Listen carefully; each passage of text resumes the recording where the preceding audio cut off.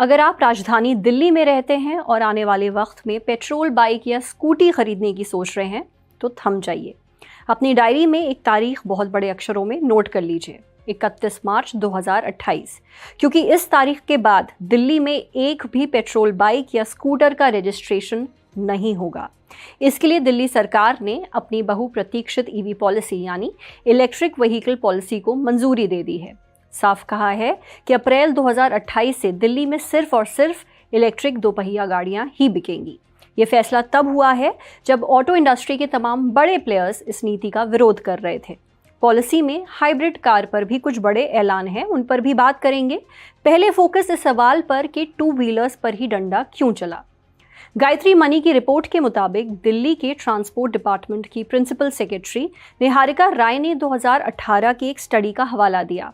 बताया कि दिल्ली के एयर पोल्यूशन में जितना हिस्सा गाड़ियों के धुएं का है, उसमें से 33% कमर्शियल ट्रांसपोर्टेशन वाली गाड़ियों से आता है और 46% अकेले दोपहिया और तिपहिया गाड़ियों का है।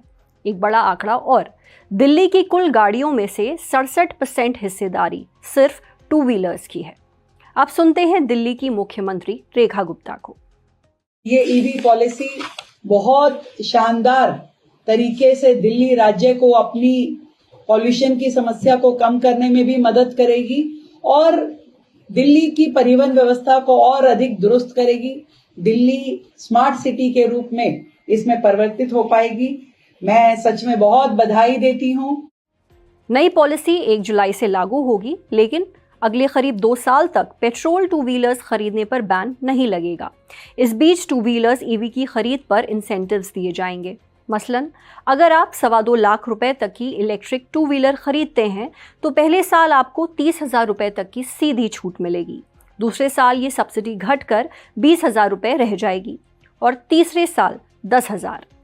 इस पॉलिसी का एक बड़ा प्रावधान ये है कि सभी प्योर इलेक्ट्रिक गाड़ियों पर रोड टैक्स और रजिस्ट्रेशन फीस पूरी माफ होगी। इशारा साफ है, जितनी जल्दी हो सके ईवी खरीद लो, क्योंकि जैसे जैसे साल बीतेंगे सरकारी सब्सिडी कम होती जाएगी और 2028 में वो पेट्रोल का ऑप्शन पूरी तरीके से खत्म हो जाएगा।